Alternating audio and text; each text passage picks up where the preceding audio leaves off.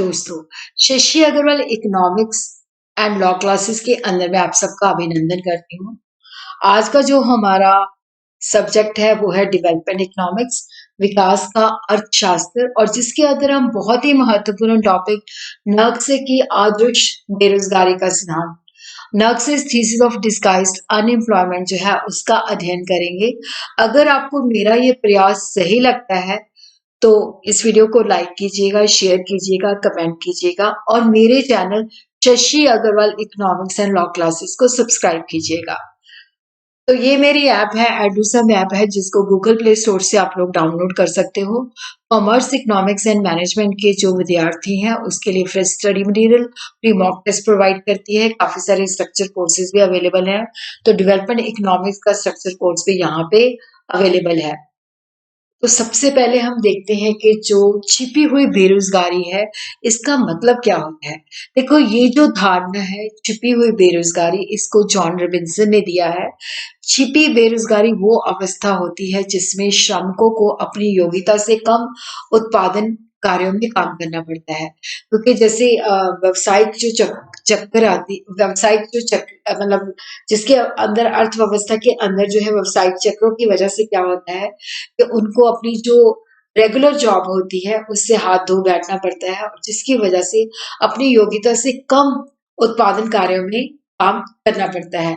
अविकसित देश के अंदर जो छिपी हुई बेरोजगारी है या अदृश्य बेरोजगारी है, उसका मतलब है ऐसी स्थिति जिसके अंदर जितने श्रमिक चाहिए होते हैं उससे ज्यादा लोग काम पे लगे होते हैं। जब किसी काम पर जितने श्रम को वास्तव में जरूरत होती है उससे अधिक लोग जो होते हैं काम पे लगे होते हैं, तो उन लोगों को हम छिपी हुई बेरोजगारी कहते हैं। जैसे मान लो हमारे पास जमीन का टुकड़ा है ये, और यहाँ पे हमें 2 व्यक्तियों की जरूरत होती है, बट फैमिली के अंदर जो है 6 मेंबर हैं। अब 6 के 6 जो है उस एग्रीकल्चर काम में लगे होते हैं। तो ये जो 4 है वो छिपे हुए बेरोजगार होते हैं। देखने में लगता है वो काम कर रहे होते हैं, बट उनकी जो सीमांत उत्पादकता होती है वो 0 होती है।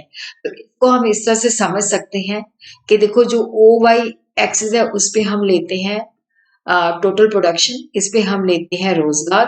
तो यहाँ पे हम देखते हैं कि हमारा जो प्रोडक्शन कर्व है, टोटल प्रोडक्शन कर्व, ये पहले जब हम N1 तक लेबर को बढ़ाते हैं तो ये बढ़ता है।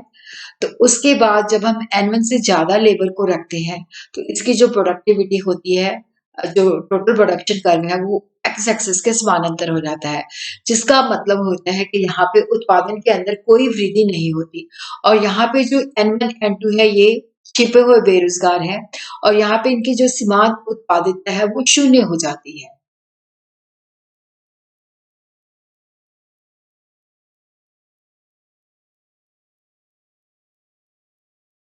तो आदर्श बेरोजगारी का अर्थ है क्योंकि अल्पविकसित देशों के अंदर छिपी हुई बेरोजगारी पाई जाती है, क्योंकि वहां पे जनसंख्या तेजी के साथ बढ़ती है और रोजगार के अवसर उस दर से नहीं बढ़ते। तो जिसकी वजह से क्या होता है कि छिपी हुई बेरोजगारी पाई जाती है। और जनसंख्या जो होती है क्योंकि बहुत तेजी के साथ बढ़ रही होती है, तो रोजगार के उनको कम अवसर मिलते हैं। बेरोजगारी के कारण वो अपने परिवार के साथ खेती में ही लगे होते हैं, लेकिन उनके कृषि क्षेत्र में काम करने से कृषि के उत्पादन पर कोई प्रभाव नहीं पड़ता, क्योंकि उसके अंदर जितने चाहिए होते हैं उससे ज्यादा व्यक्ति लगे होते हैं। तो इसलिए कहा जाता है कि जो श्रम है उसकी सीमांत भौतिक उत्पादिता जो होती है वो 0 होती है, वो शून्य होती है। इसी तरह हम देखते हैं कि इसकी जो विशेषताएं हैं, एक तो श्रम की सीमांत उत्पादिता 0 होती है, शून्य होती है। उन व्यक्तियों को पहचान करना संभव नहीं होता कि जो वास्तव में बेरोजगार है। और अल्पविकसित देश के अंदर छिपी हुई बेरोजगारी पाई जाती है, उसका जो मुख्य कारण होता है जनसंख्या का बहुत ज्यादा होना और पूंजी की कमी होना। और यहाँ पे हम कहते हैं कि ये जो छिपी हुई बेरोजगारी है कि जो लोग खेती बाड़ी में लगे होते हैं उन परिवारों में ज्यादा पाई जाती है। और अल्प विकसित अर्थव्यवस्था में ज्यादातर लोग कृषि क्षेत्र में लगे होते हैं, और कृषि क्षेत्र के अंदर जो है छिपी हुई बेरोजगारी पाई जाती है।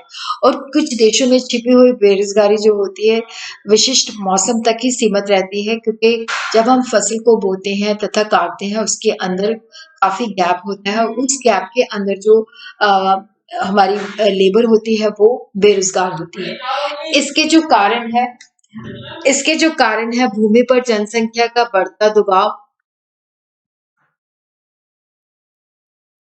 इसके जो कारण है, एक तो भूमि जनसंख्या तेजी के साथ बढ़ती है और भूमि पर जनसंख्या का दबाव बढ़ता जाता है।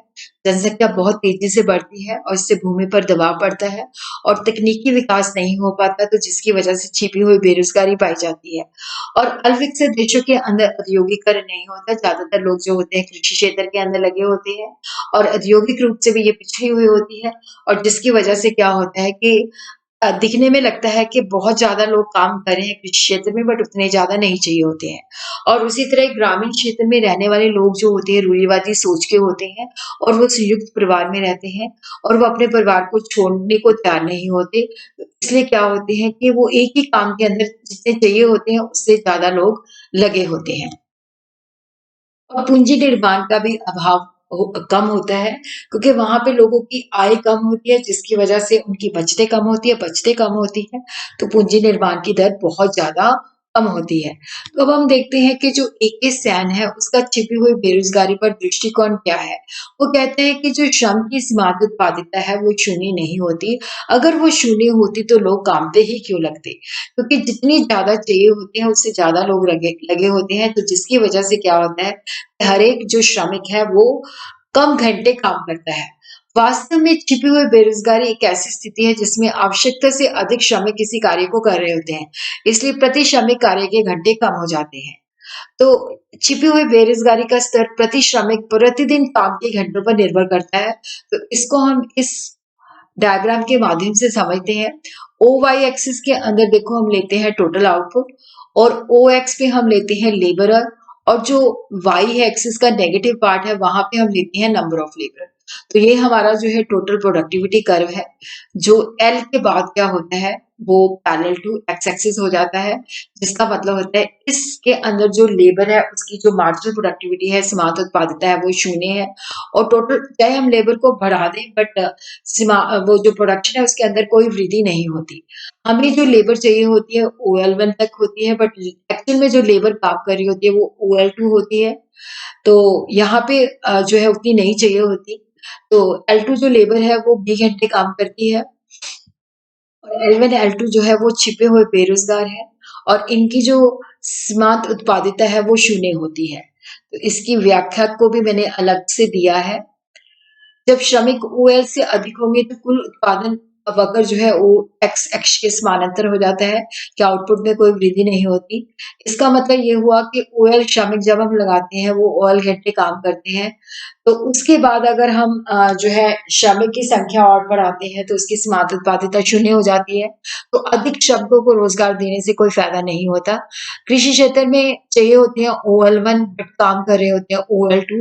तो L1 L2 लेबर जो होती है छिपी हुई बेरोजगार होती है और यहाँ पे क्या होता है कि ये 20 घंटे काम करती है, तो जिसकी वजह से इनकी जो है सीमांत उत्पादकता जो L1 L2 है इसकी शून्य होती है।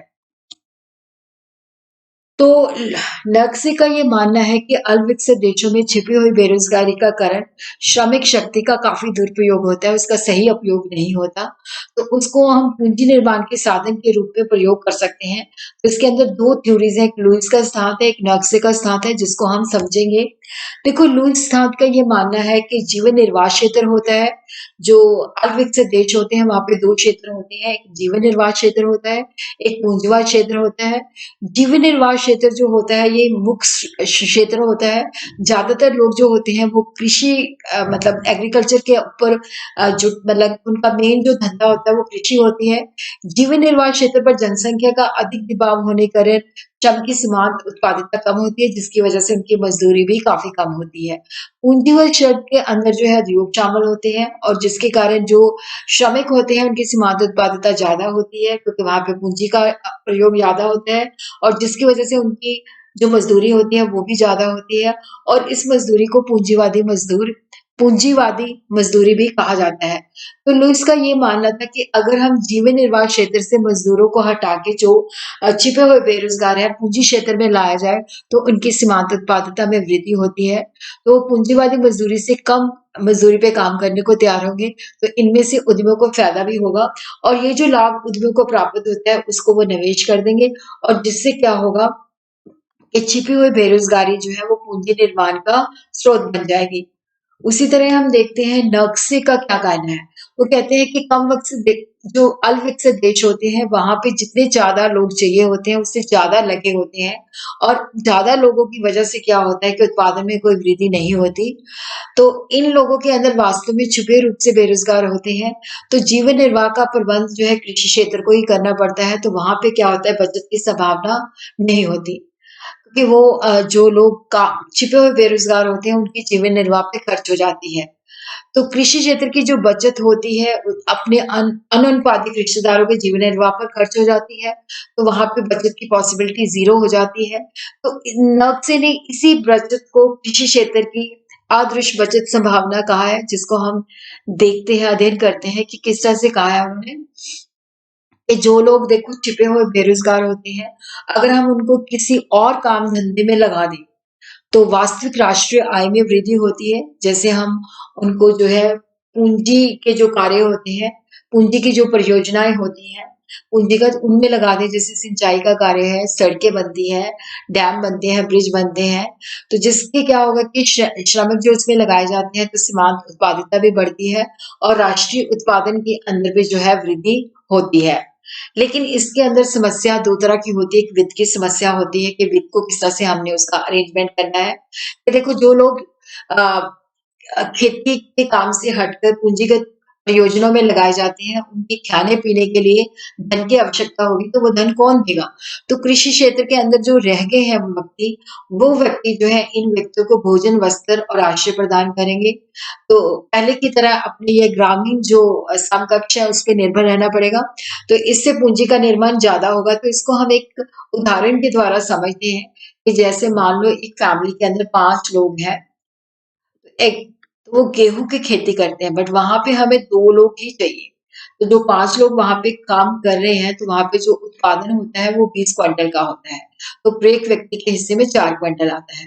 तो वहाँ पे खेती-बाड़ी करने के लिए 2 ही व्यक्ति चाहिए, तो 3 व्यक्ति जो है उनको शहर के अंदर जो है पूंजीगत परियोजनाओं के अंदर लगा दिया जाता है। तो यहाँ पे हम देखते हैं जो 2 व्यक्ति रह जाते हैं, उनकी भी जो प्रोडक्शन है वो 20 क्विंटल ही गेहूँ पैदा होगी।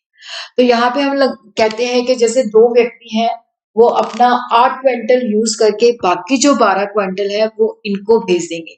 तो ये जो छिपे हुए बेरोज़गार हैं, इन पे बिना कुछ अतिरिक्त खर्चे के बिना ही, क्योंकि ये वहाँ पे काम करेंगे, इनकी सीमांत उत्पादकता बढ़ेगी, तो पूंजी निर्माण जो है बिना कुछ खर्च के ही पॉसिबल हो जाएगा।